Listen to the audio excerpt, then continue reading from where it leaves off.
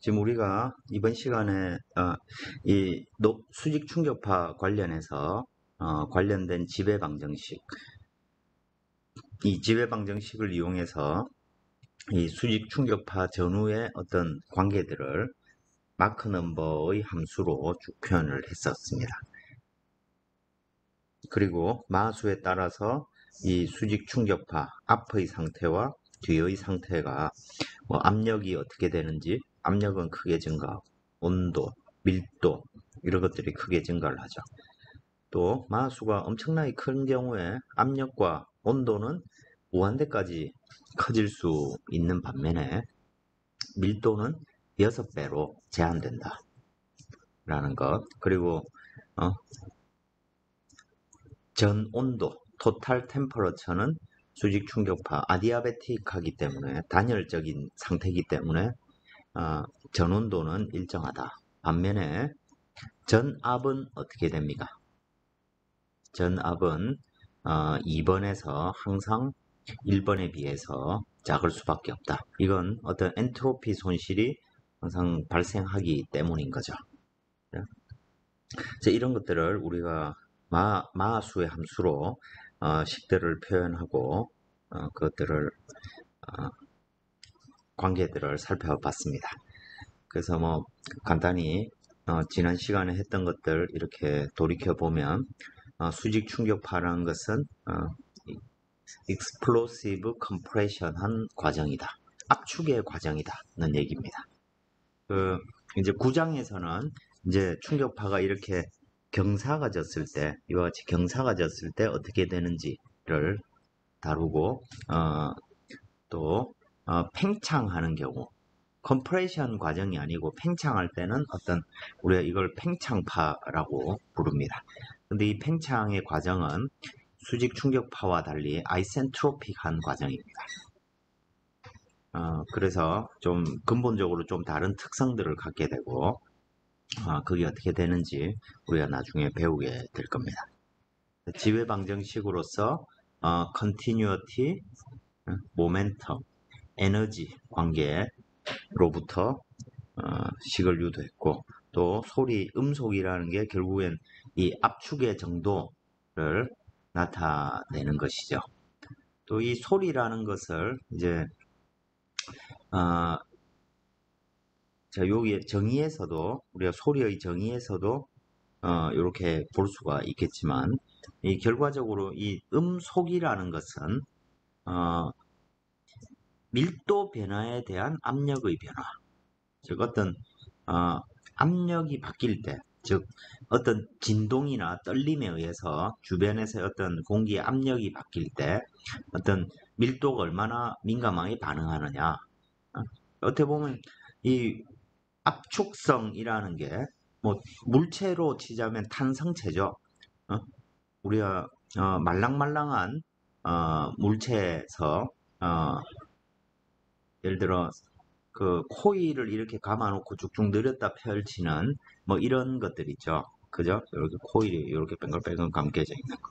이런 거 보면 내가 여기서 어떤 흔들림을 이렇게 만들었을 때 이 흔들림이 바로 이 끝에 지점까지 연결되는 게 아니죠. 어떤 전달되는 속도가 있을 겁니다. 즉, 어떤 외부의 운동이 주어졌을 때 거기에서 여기 이 스프링 같은 경우에는 탄성 변형이 옮겨져 가는 속도가 어떻게 보면 유체에서는 그 압축성 유체에서는 음속과 같은 것이죠. 공기가 이렇게 있을 때, 그게 어떤 압축이 일어났을 때, 그 어떤 이와 같은 탄성체와 같은 의미가 되는 것입니다. 그래서 그 압축으로 인해서 즉 밀도가 바뀌었고, 그 바뀐 밀도가 주변으로 전달되는 이 속도가 음속인 거죠. 그래서 이제 비압축성 유체란 건 탄성이 제로인, 그래서 쉽게 말해 이론적으로는 비압축성 유체는 음속이 무한대인 유체입니다. 그러니까 어느 한 지점에 변화가 있으면 엄청나게 먼 곳에서도 그 순간 어떤 변화가 전달돼서 감지가 된다는 것이죠. 그죠? 그렇게 우리가 음속을 이해하면 되겠습니다. 그리고 이제 소닉 릴레이션, 스태그네이션 컨디션, 스태그네이션 컨디션, 소닉 컨디션. 스태그네이션 컨디션이라는 것은 뭐 1차원 문제에서는 속도가 0인 곳에서의 어떤 상태, 또는 이제 이걸 우리가 토탈 컨디션이라고도 부르기도 하죠.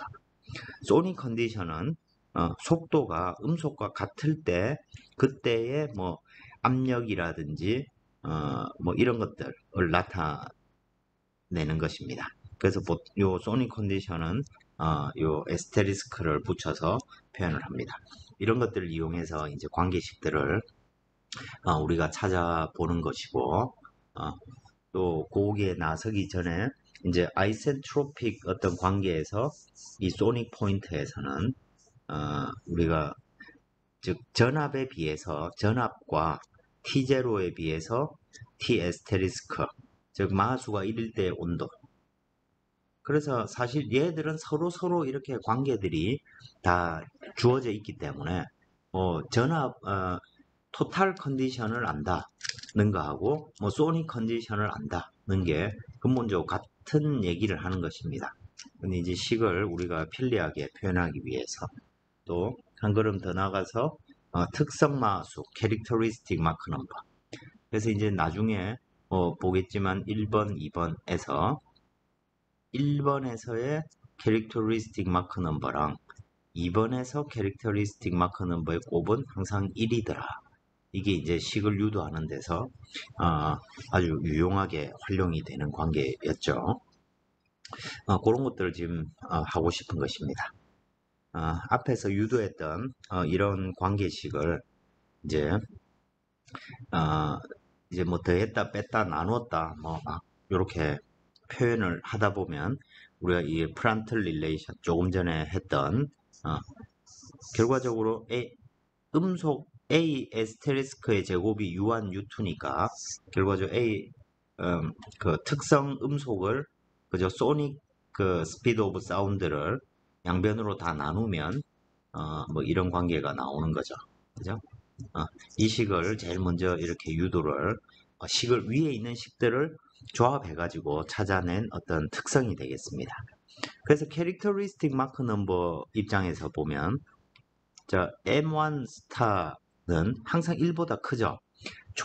이 충격파는 초음속 상류 충격파의 앞쪽이 초음속일 때만 발생하는 현상인데 M2 스타라는 놈은 이것분의 1이니까 충격파를 지나고 나면 항상 마하수는 1보다 작은 값이 된다는 얘기죠. M1 스타가 항상 1보다 크니까 그죠? 그런 중요한 관계를 우리가 찾아낼 수가 있습니다. 이 관계를 이용하면 characteristic mark number의 정의를 우리가 알 수 있으니까 그죠? M 스타의 제곱은 이와 같이 주어지니까 결과적으로 여기 이 식은 뭐가 되냐면 M1 스타 분의 1이 M2 이게 이퀄은 아니고요. 여기서부터 이제 M2 스타는 또 M2로 표현할 수 있고 M1 스타는 M1으로 표현할 수 있으니까 결과적으로 최종적으로 충격파 이후에 마하수 M2는 M1의 어떤 함수로 표현된다 라는 결론을 우리가 얻을 수 있게 됩니다. 그래서 이 관계식에서 로피탈 정리를 이용해 보면 상류가 즉 뭐 이건 이렇게도 생각해 볼 수 있겠죠. 어떤 물체가 뭐 거의 뭐 슈퍼맨처럼 엄청나게 빠른 큰 마수 수백으로 이렇게 난다 하더라도 그 충격파 바로 뒤쪽에 마수는 0.378 정도의 값을 가지게 된다. 이런 걸 우리가 알 수 있게 됩니다. 이걸 이용해서 뭐 이 밀도의 비도 구할 수 있고 압력 비도 구할 수 있고 근데 여기 약간 하나 틀린 걸 발견했는데 여기 M1 제곱이 없어야 되죠. 그죠? 요 위에 시기에서부터 P1분의 P2는 그냥 1 더하기 감마 플러스 1분의 2 감마 m1 제곱 마이너스 1 이렇게 되죠. 그죠? 식이 틀렸습니다. 그래서 항상 여러분들이 이 노트에 있는 거를 통으로 외우지 말고 책에 있는 거라든지 아니면 직접 유도해서 뭐, 저 자료를 만들다에 틀릴 수도 있는 거니까요. 그러니까 어쨌든 밀도, 뭐 density, pressure, temperature 이런 것들을 다 결과적으로 다 마하수의 함수로, 즉 상류의 마하수 값으로 다 지금 표현을 한 것입니다. 그래서 이 그래프를 보면 마하수가 이렇게 커질 때 M2 이 지점에서의 마하수가 어떻게 바뀌는지, 마하수 M2 그리고 압력 B 그리고 밀도 B, 온도 B 이런 것들을 우리가 다 얻어낼 수가 있는 거죠. 그죠? 그래서 여기서 마하수 M2는 충격파 이후의 마하수는 극한값이 0.378이다. 그러면 그리고 밀도는 6배 이상 넘어갈 수가 없다. 대신 온도라든지 T1분의 T2도 무한대로 가죠. 그죠? 또 이건 이 비가역 과정으로서 엔트로피가 증가한다. 이런 것들을 우리가 알아낼 수가 있는 것입니다. 이건 이제 고속 유동을 했다고 하면 충격파 관계식, 식은 다 까먹겠지만 이 결론, 이 충격파에 관한, 충격파 전후의 상태에 관한 이 결론은 우리가 중요한 지식으로서 알고 있어야 되겠죠. 또 이 토탈 컨디션으로서 아디아베틱 과정이니까 전온도는 유지되고 대신 전압은 크게 차이가 발생하게 된다. 이런 것들이 에 대해서 공부를 했습니다. 그리고 이런 것들이 잘 정리되어 있는 테이블들이 뒤쪽에 있으니까 요걸 이제 실제 여러분들이 저 관계식을 직접 손으로 구하지 않더라도 테이블을 보고 찾아낼 수가 있습니다. 그래서 책에 있는 예제를 한번 우리가 살펴보도록 하겠습니다. 이그젬플 8.1인데 숫자가 정확하게 같은지 모르겠습니다. 자, 지금 문제는 수직 충격파를 생각해라 라고 했습니다. 충격파가 있습니다. 그리고 in a supersonic airstream, 초음속 유동 아래에서, 그리고 pressure upstream, 상류조 충격파의 앞쪽에 압력이 1atm이라고 합니다. 1atm. 이 앞쪽에 P1이 되겠죠. P1은 1atm이 주어져 있습니다. 자, 뭘 구하라고 했냐면 프로블럼이 토탈 프레셔의 로스를 계산해 보라는 얘기입니다. 당연하게 그걸 알려면 토탈 프레셔의 로스니까 P02 마이너스 P01을 구하라는 얘기죠. 그죠? 어떤 경우입니까? M1이 2인 경우 또는 M1이 4인 경우, 이게 A번이고 이게 B번입니다. 그리고 이 결과를 비교해 보라고 했습니다. 자, 토탈 프레셔의 로스를 구하라고 했는데, 자, 이걸 알기 위해서 우리 앞쪽에 관계식들을 이용할 수가 있겠죠. 그죠? 토탈 프레셔의 로스, 이걸 앞에 관계식을 이용할 수도 있고 테이블을 이용할 수도 있는데 테이블 지금 뭐 계산을 하기가 그러니까 테이블을 한번 찾아보겠습니다. 그러면 어펜딕스 B입니다. 책을 좀 펼쳐 보시고 1085쪽에 있네요. 거기 보면 노멀 샥 프로퍼티라고 해서 뭐가 주어져 있습니까? 마수가 주어지면 P2 over P1을 알 수 있고 로2, 로1, T2, T1 그죠? 또 P02 over P01 그 다음에 P02, P1, M2 뭐 이렇게 주어져 있죠. 그죠? 자, 그러면 우리가 P1을 할 때 P1을 알 때 P02하고 P01을 알아야 됩니다. 그죠? 이거 어떻게 구할 수 있을까요?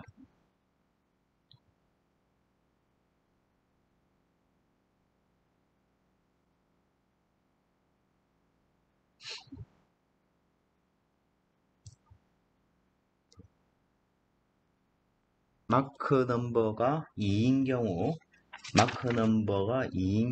는 다음 페이지에 이렇게 있습니다.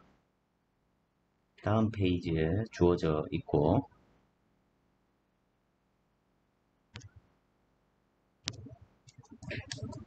자, 여기에서 지금 우리가 알아야 되는 건 P02하고 P01을 알아야 되는데, 지금 주어져 있는 건 P1과 M1 두 개가 주어져 있습니다. 그러면, 자, 충격파를 전으로 놓고 보면, 자, P01하고 P02를 알아야 되는데, 그죠? 자, P01은 이 충격파의 앞쪽과 뒤쪽 각각은 어떤 상태입니까? 그냥 공기의 흐름이 있는 상태입니다. 그죠? 그러니까 P1하고 P01의 관계는 뭘 가지고 구할 수 있냐면 아이센트로픽 릴레이션으로 구할 수가 있습니다. 아이센트로픽 릴레이션 뭐였습니까? T분의 T0는 1 플러스 2분의 감마 마이너스 1 m제곱으로 구할 수 있고, 그죠? 그럼 P분의 P0는 이거 마찬가지로 T분의 T0를 이용해서 감마 마이너스 1분의 감마 이걸 이용해서 구할 수가 있죠. 또 이 결과가 정리되어 있는 게 어펜딕스 A에 정리되어 있습니다. 그러면 어펜딕스 A를 딱 뒤져보면 마하수가 2일 때입니다. 그죠? 마하수가 2일 때 어펜딕스 A에서 마하수가 2일 때 찾아보면 P분의 P0가 7.824로 주어져 있네요. 그죠? 요거 계산하면 7.824가 나온다는 얘기입니다. 자, 1호부터 P01은 자, 이걸 이용하면 P01은 7.824 곱하기 P1이 되겠죠. 그죠? 그래서 1기압이라고 했으니까 P01은 7.824 ATM이 될 것입니다. 자, P01을 알고 있는데 문제는 이제 충격파가 지나간 이후에 전압은 바뀌죠. 그죠? 그 바뀌는 비율은 어펜딕스 B에 보면 P01분의 P02가 얼마로 주어져 있는지 찾아보겠습니다. 그럼 다음 페이지에 보면 0.7209가 나오네요. 0.7209. 그죠? 자, 그러니까 결과적으로 P02라는 놈은 뭐 비율상으로 보면 어펜딕스에 있는 요 비율이 0.7209고 이것 곱하기 P01이죠. 그죠? 그러니까 P01이 7.824니까 0.7209를 두 개를 곱하면 계산을 해보면 5.64 ATM이 나온다고 합니다. 그러니까 1호부터 우리가 P02와 P01 두 개의 값을 아니까, 그죠? 델타 P0는 7.824에서 5.64 빼면 2.184 ATM이 됩니다. 자, B번에서 1번의 조건이 4였습니다. 그럼 똑같은 과정으로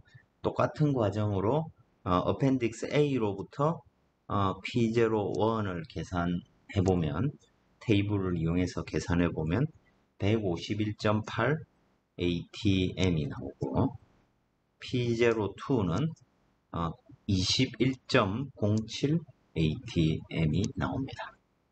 그래서 여기서 델타 P0를 구해보면 130.7 ATM이 나오게 됩니다. 여기에서 보면 이 토탈 프레셔라는 게 결국에는 우리가 압력 1 구할 때 로분의 P 이렇게 생각을 했었죠. 그죠? 결국에는 어떤 이 토탈 프레셔가 높다는 것은 일을 할 수 있는 어떤 능력이 많이 쌓여 있다는 의미가 됩니다. 마하수 4의 어떤 유동이 만들어졌다 생각해 보겠습니다. 또는 비행체가 마하수 4로 비행을 하고 있다. 그러면 그 운동을 만들기 위해서 엄청나게 큰 에너지들이 축적이 되어 있다는 얘기죠. 그죠? 그래서 전압이 높다는 얘기는 뭐 일을 많이 할 수 있다. 다른 어떤 목적의 에너지로 전환을 많이 시킬 수 있다. 이런 얘기가 되는데 이 압력 손실이 있다는 얘기는 일을 할 수 있는 어떤 능력을 잃어버린다. 이런 의미가 되겠죠. 그죠?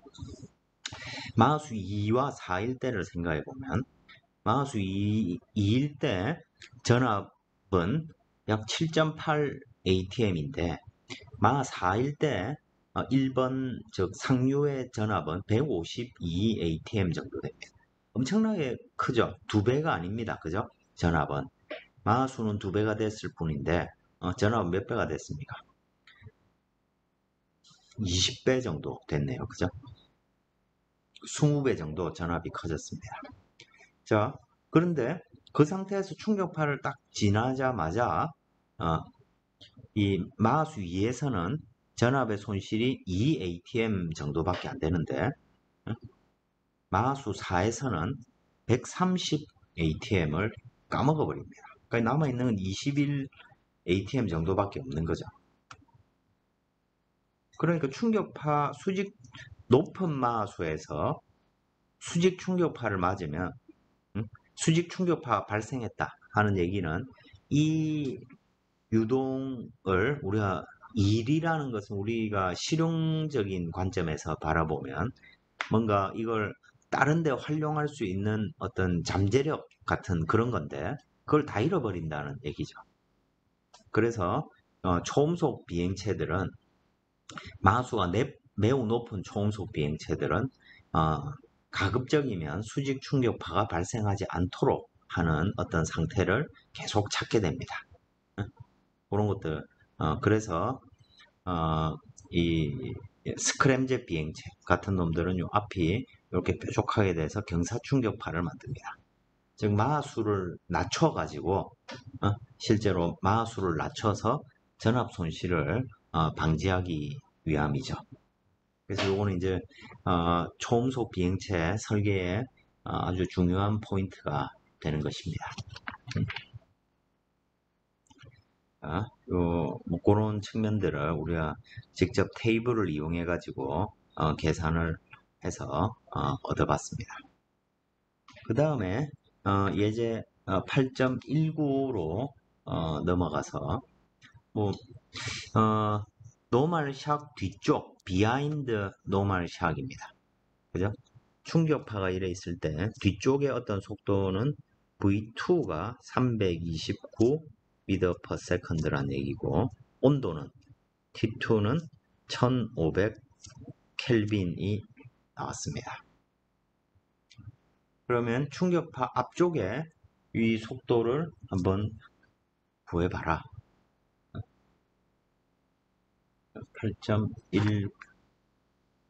8.19죠. 자, 두 가지 조건밖에 없습니다. 속도가 329m/s고 충격파 이후의 온도가 1500 켈빈으로 증가했다. 그럼 우리가 제일 먼저 알아내야 되는 것은 이거죠. 자, 모든 양은 마하수의 함수로 표현되기 때문에 마하수만 찾아내면 되는 거죠. 그죠? 자, 마하수는 속도 곱하기 음속이죠. 그죠? 자, 속도가 329m/s니까 음속만 알면 마하수 알 수 있죠. 근데 음속을 알려면 또 온도를 알아야 되죠. 속도 곱하기 루트 감마 RT. 그죠? 또 2번 지점을 기준으로 보면 속도, 2번의 속도를 알고 있고 2번의 온도를 알고 있으니까 마하수를 계산할 수 있죠. 그죠? 두 개 대입을 해보면 마하수 M2가 0.4238이 나온다고 합니다. 마하수가 0.4238이 나왔습니다. 그럼 이제 또 테이블을 이용을 하면 되겠죠. 어펜딕스 B를 다시 살펴보면 M2니까 그죠? 어펜딕스 B의 제일 오른쪽을 봐야 되죠. 그리고 마수가 상류의 마수가 커질수록 하류의 마수는 점점 낮아지죠. 그러니까 다음 페이지로 넘어가야 되고 1083번째 페이지까지 가면 0.4512가 나오네요. 그 다음에 쭉 밑으로 내려가면 4238 그런데 여기 보면 4238에 딱 매치되는 값이 없습니다. 그죠? 그래서 그 중간 값을 이렇게 찾아보면 즉 M1이 0점이 아니고 M1이 4.45일 때 M2가 0.4245가 나오고 M1이 4.50일 때 M2가 0.4236이 나왔습니다. 자, 이거 어떻게 찾아야 될까요? 딱 둘 사이, 요 사이에 있는 값이라는 건 아는데, 그죠? 자, 내가 알고 싶은 값은 M2가 0.4238이니까, 그죠? 요때 M1이 얼마인지 지금 대충 추정을 해보고 싶습니다. 그죠? 자, 이럴 때 보통 뭐 합니까? 우리가 리니어 인터폴레이션을 하죠. 그죠? 뭐 쉽게 말해 이런 얘기입니다. 어떤 변화가 쭉 있을 때 내가 A 지점과 B 지점 두 개의 값을 알고 있습니다. 그럼 이 중간의 값은 어떻게 추정을 하면 되나요? 선형적으로 요 사이는 변화한다. 뭐 작은 값의 차이는 곡선이라 하더라도 선형적 변화라고 생각을 할 수 있겠죠. 그죠? 그래서 보면 M1이 마수가 어떻게 바뀌었습니까? 0.45에서 0.5가 됐으니까 플러스 0.05가 증가할 때 델타 M2는 어떻게 바뀌었습니까? 마이너스 0.0009가 바뀌었네요. 그죠? 그런데 쉽게 말해서 뭐 이걸 대략 0.09로 하지 말고 그냥 0.001이라고 하면 결과적으로 마수가 0.01만큼 바뀔 때 델타 M2는 0.002만큼 바뀌는 거죠. 그죠? 그러니까 여기서 대략 0.4238하고 4236하고 이 사이 값을 0.0002 정도가 바뀌었으니까 그죠? 여기서부터 M1을 대충 찍어보면 4.49 정도 나오겠네요. 그죠? 4.49 또는 조금 더 정확하게 하자면 기울기를 구해서 하면 되겠죠. 그래서 내가 알고 싶은 M1이 있고 그죠? 이 M1은 뭐 작은 값을 기준으로 보자면 4.45 그죠? 를 기준으로 해서 기울기는 어떻게 구하면 됩니까? 델타 M2 델타 M2가 아니고 델타 M1분의 거꾸로 봐야 되죠. 델타 M2분의 델타 M1이 있고 그죠? 여기에 0.4238 빼기 0.4245 그죠? 요 차이를 기울기에다가 그 변화량만큼 곱해주면 선형 보관이 되겠죠. 그죠? 그럼 4.45에서 더하면 이렇게 정확하게 구해봐도 4.4898이 나오네요. 이게 거의 뭐 4.49라고 봐야 되겠죠. 그죠? 그냥 대충 요 차이 빼기 해가지고 찍은 거하고 똑같죠, 그죠? 자, 이렇게 우리가 선형 보관을 이용해서 찾아낼 수가 있습니다. 근데 사실은 이 문제 같은 경우에는 우리가 이그젝트한 어떤 관계식들을 정확히 알고 있기 때문에 꼭 이런 식으로 테이블을 이용하면 어쩔 수 없이 보관을 해야 되지만, 그죠? 식을 알고 있기 때문에 사실 정확한 값을 거꾸로 찾아낼 수가 있게 됩니다. 쉽게 말해, 하여튼 결론적으로, 자, 우리는 M1의 상태를 M1이 4.49라는 것을 이렇게 알아냈습니다. 근데 실용적으로 보면 뭐 이걸 꼭 굳이 뭐 4.49라 할 이유가 없죠. 그냥 M1은 4.5입니다. 그죠? 자, 상류의 마수가 4.5라는 것을 이렇게 알았습니다. 이때 구하라는 건 충격파의 앞쪽의 속도니까 V1은 어떻게 계산합니까? 처음 식이 엉터리네. 그죠? V2 곱하기 A가 아니고 나누기죠. 그죠? 다 나누기입니다. V2 나누기 A2 이렇게 구해지는 게 0.4238이고 V1은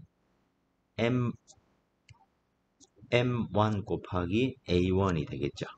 그럼 M1이 이미 4.49라는 것을 알고 있고, 그죠? 자, 그 다음에 A1은 감마 R T1이죠. 그죠?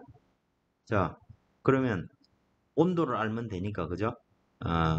자, 마수가 M1이 4.49일 때 T1분의 T2는 또 마찬가지로 보관법을 이용한다든지, 그죠? 아니면 대충 근사적으로 개수를 한다면 T1분의 T2는 4.856으로 계산이 된다고 합니다. 그리고 T2가 1500이라는 걸 알고 있으니까, 그죠? T1은 4.856분의 1500 이렇게 계산을 해보면 308.9 켈빈이 나오게 됩니다. 그럼 T1을 아니까 A1 구할 수 있고, 그죠? 4.49 곱하면 계산을 해보면 약 1581.5 미터 퍼 세컨드로 계산이 되는 것이죠. 그죠? 이게 뭐 테이블을 한 번 더 활용해 보라는 수준의 얘기입니다. 어쨌든 이와 같이 몇 개의 조건이 주어져 있다 하더라도 최종적으로 우리가 어떤 문제의 기준이 되는 것은 마하수입니다.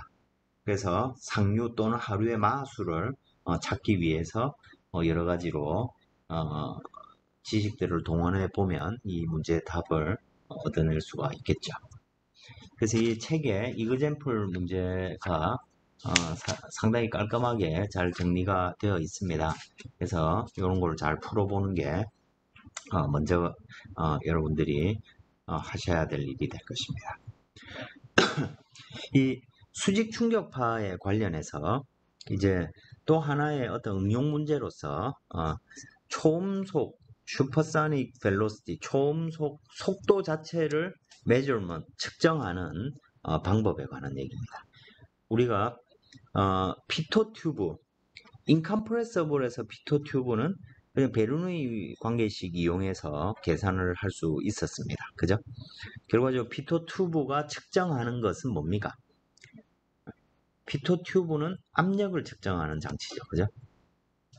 그리고 그때 측정하는 압력은 어떤 압력입니까? 동압이죠. 그죠?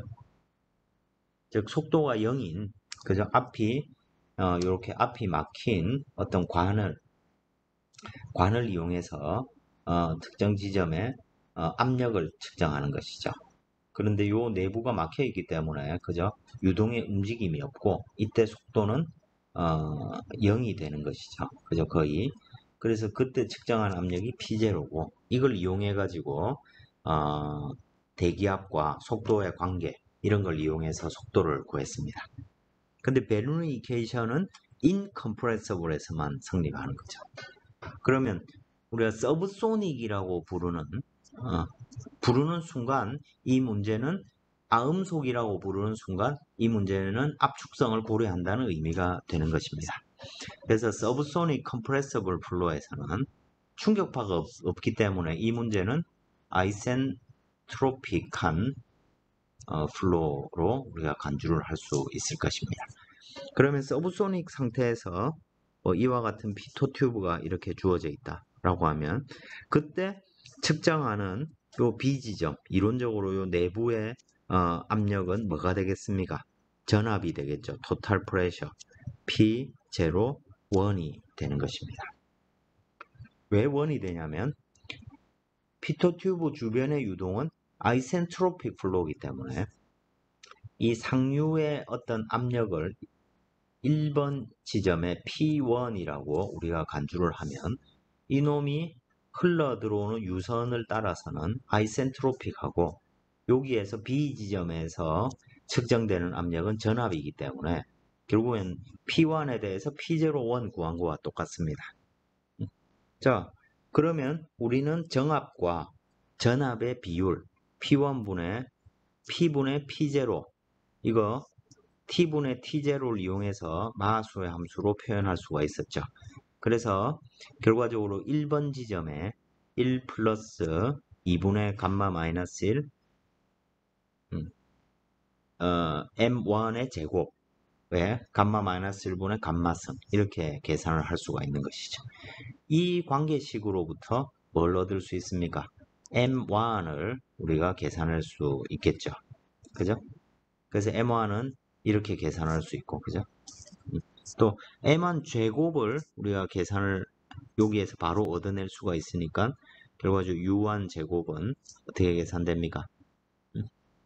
M1 제곱 A1 제곱으로 표현되겠죠. 그죠?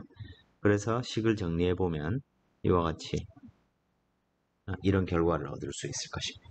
이 얘기는 이 피토 튜브 저 앞쪽에 있는 에서부터 흘러오는 유체의 속도를 우리가 U1으로 간주할 수 있다는 것이죠. 그죠? 속도를 알 수 있다는 얘기. 근데 사실 실제적인 상황은 어떻습니까? 높은 고도에서 비행기가 날아가는 거죠. 그죠?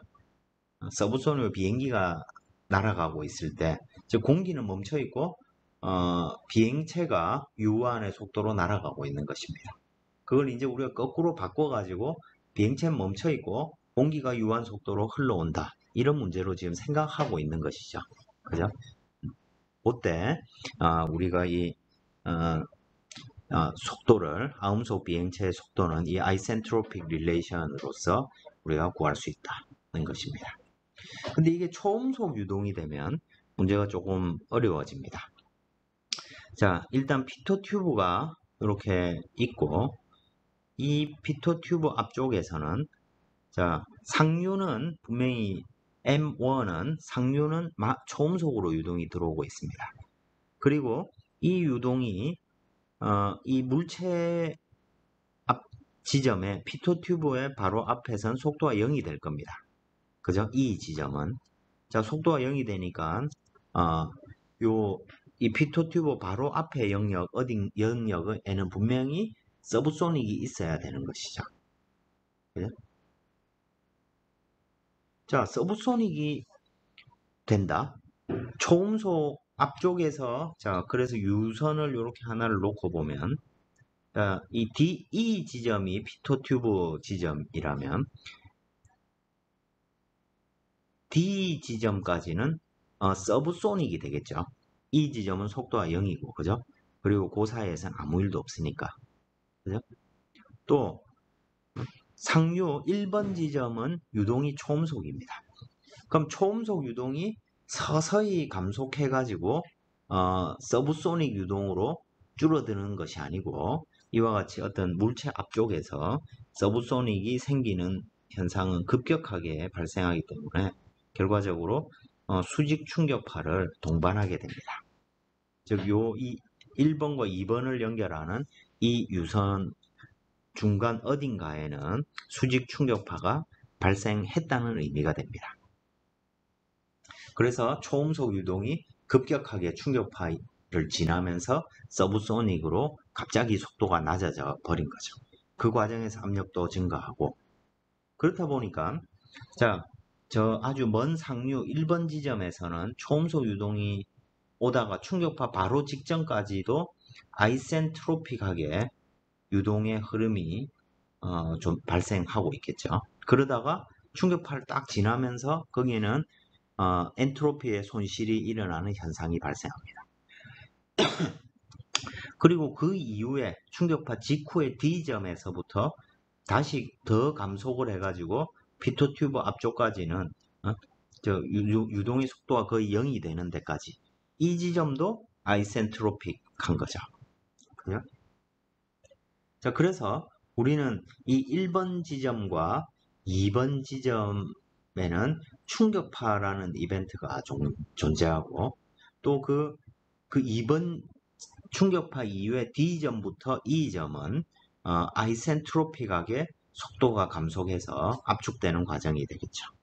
그죠? 자, 그래서 우리 이렇게 정리를 할 수 있는 거죠. 스트림라인 CDE를 따라서는 유동이 난 아이센트로픽하다. 그 여기에는 충격파가 발생했고, 그죠? 그래서 그 관계를 찾으려면 충격파 관계를 이용해야 된다는 것이고, 그 다음에 충격파 직후에 DE 지점 사이는 아이센트로픽한 유동이고 압축되는 과정이 되죠. 속도가 낮아지면서, 그죠? 그래서 이 두 지점을 우리가 연결해서 그 관계를 찾아내야 될 겁니다.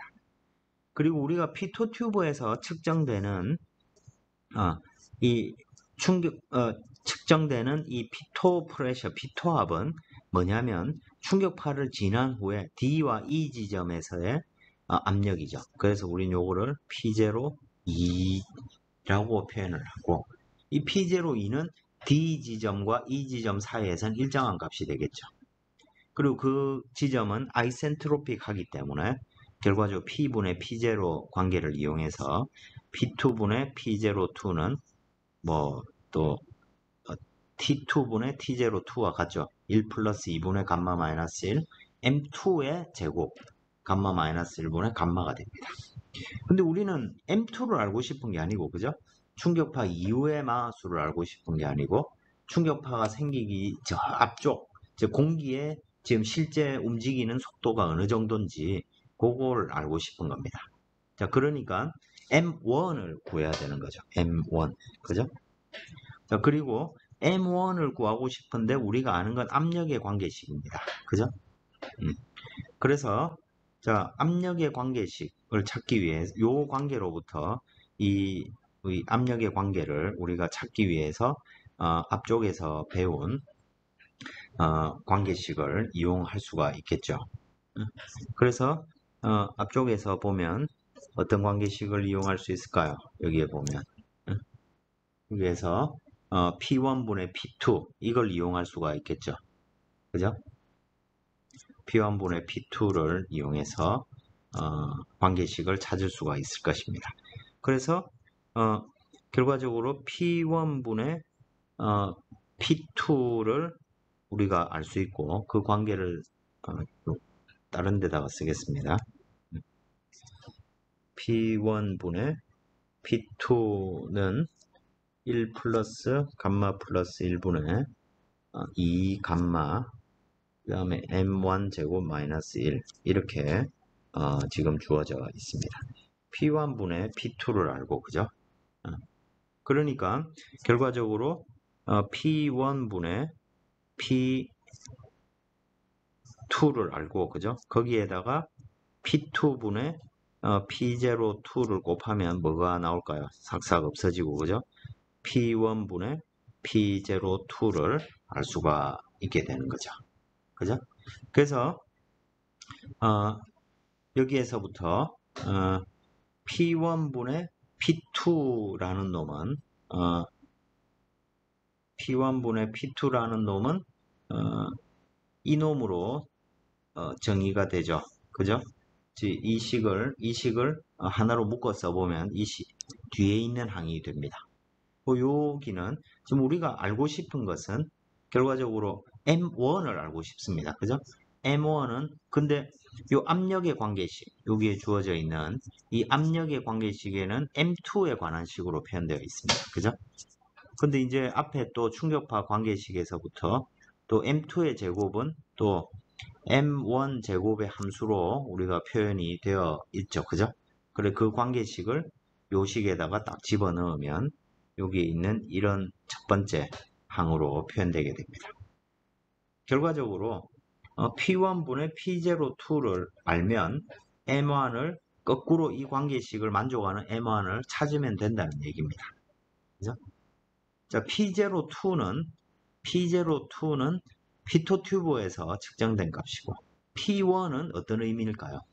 일단 비행체가 고도 10km에서 비행하고 있다 라고 하면 그때 대기압을 알죠. 그죠?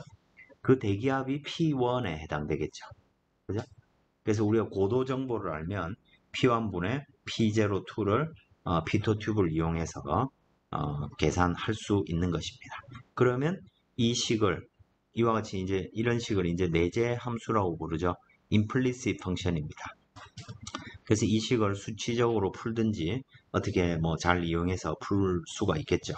그래서 요 다음 예제로 나오는 문제 보면 이 어펜딕스를 이용하는 방법이 있고 이걸 풀기 위해서 여러분들을 잘 쓰는 매틀랩 이용하면 되죠. 그죠? 매틀랩 이용하면 압력의 비율을 알면 결과적으로 우리가 M1을 알 수 있다.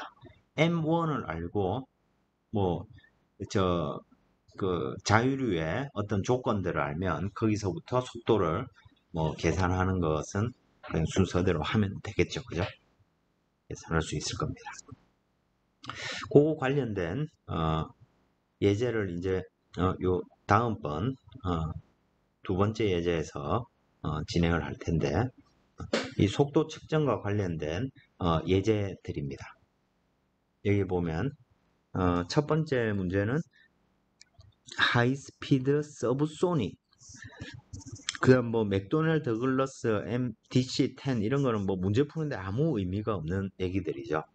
근데 이제 실제적인 상황으로 좀 높은 서브소닉을 비행하는 놈을 지금 생각을 하고 있는 것입니다. 여기에 보면 요 날개가 이렇게 있고 그 날개의 끝에 이렇게 앞으로 삐쭉하게 튀어져 나온 이놈이 피터 튜브죠. 그죠? 피터 튜브가 이렇게 설치가 되어 있습니다. 그리고 pressure altitude 10km 즉 10km에서의 고도에서의 어떤 압력 하에서 날고 있다는 얘기입니다. 그 얘기는 무슨 말일까요? 앞 문제로 치자면 P1 값을 알고 있다는 얘기와 같습니다. 그죠? 그리고 이 스탠다드 아트모스피어 요거는 어디에 보면 됩니까?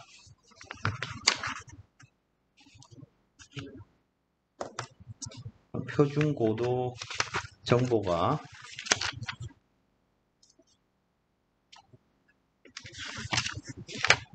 어펜딕스 A가 아니고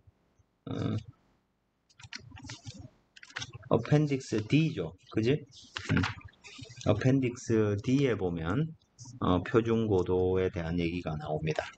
그래서 책에 어펜딕스를 한번 찾아보면 10km니까 10,000m입니다. 그죠? 10,000m 고도에 대해서 정보를 찾아보면 온 압력이 2.65 10의 4승이니까 0.265 ATM이 되겠네요. 그죠? P1을 지금 알고 있는 것입니다. 자, 이때 이 물체가 서브소닉 비행체라고 했기 때문에 이 문제는 아이센트로픽 릴레이션 이용해서 문제를 풀면 되겠죠. 그리고 피토 튜브 윙팁에 달려있는 이 피토 튜브에서 측정한 압력이 4.24. 자, 저 압력은 얼마입니까? P1은 2.65 곱하기 10의 4승이라고 되어 있고, 그죠? 그 다음에 P0 원이 되겠죠. 그죠? 피토 튜브에서 측정한 압력은 전압입니다. 그러니까 4.24 곱하기 10의 4승 파스칼로 측정이 되었습니다. 그래서 여기서부터 마크 넘버를 계산해 봐라는 얘기입니다.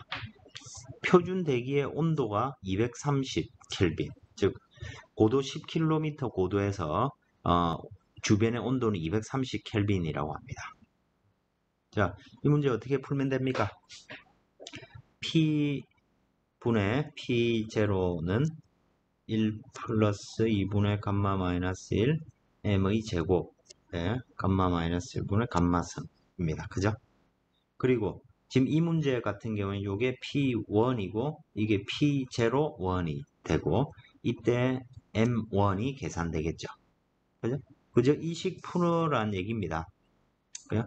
그래서 이식을 M1에 대해서 정리해 보면 M1 제곱은 이와 같이 표현되고 그 다음에 P1분의 P01을 대입해 가지고 계산을 해보면 마수의 제곱이 0.719가 나온답니다.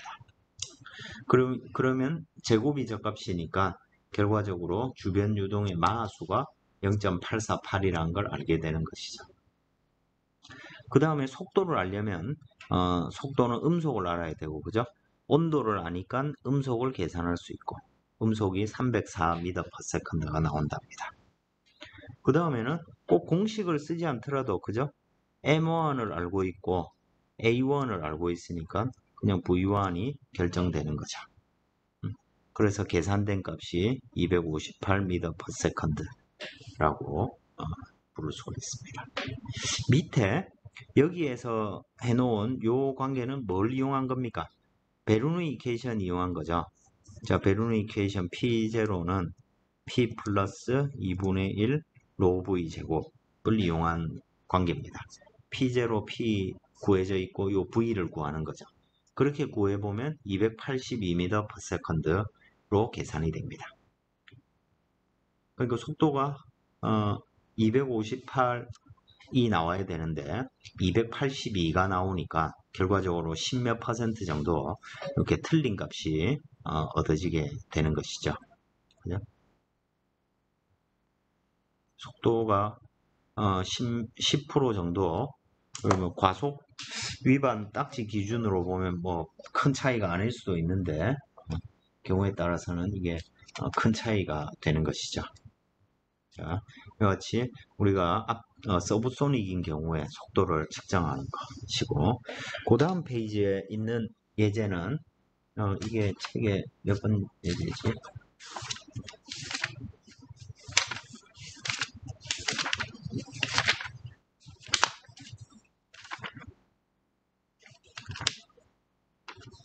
이 책에는 없는 예제네. 예, 어디서 나온 문제일까요? 자, F102A 이 전투기 모양이죠, 그죠? 좀 딱 모양이 좀 구식 전투기 모양이죠, 그죠? 이 저자가 활발히 할 때 한 것들이고 요즘에는 스텔스형이니까 이런 엔진이 요 밖으로 이렇게 튀어나오면 큰일 나는 거죠, 그죠? 요즘 스텔스형은 요 엔진 흡입구가 저런 위치에 있지 않습니다. 자, 그건 중요한 게 아니고 자, 이놈이 이 에어플레인이 날고 있는데 슈퍼소닉 스피드 초음속으로 비행하고 있다고 합니다. 표준 고도는 8km라는 것이고 그러니까 뭐 P1이라든지 뭐 T1이라든지 이런 걸 다 알 수 있겠죠. 그리고 피토 튜브로 측정한 압력이 9.27 10의 4승이니까 이놈이 뭐가 되는 것입니까? P0가 되는 것입니다. 그죠? 근데 이 피토 튜브에는 이 피토 튜브가 이렇게 있을 때 이 피토 튜브 초음속이니까 그죠? 이 피토 튜브 앞쪽은 충격파가 발생해 있을 겁니다. 그죠? 그리고 요 지점에서 그래서 두 개의 상태가 나눠지는 것이고 요 지점의 압력이니까 P02고 우리가 알고 싶은 건 P1과의 관계를 알고 싶은 겁니다. 네? 자, 그리고 표준 고도가 8km에서 P1을 알 수 있는 거죠. 그저 그냥 일반 충격파를 만나기 전에 압력에 해당되니까. 그래서 어펜딕스 A가 아니고 D죠. D에서 압력을 찾아보면 3.56 10의 4성 파스칼이 나온답니다. 그러니까 결과적으로 이 우리가 풀고자 하는 이 레일리 관계식 피터 튜브 포뮬러 P1분의 P02 값이 2.6으로 정해져 있는 것이죠. 그죠? 그리고 저 레일리 피터 튜브 관계식은 결과적으로 M1은 자 P1분의 P02 값이 주어지면 이게 M1의 함수로 결정된다는 것이죠. 그죠?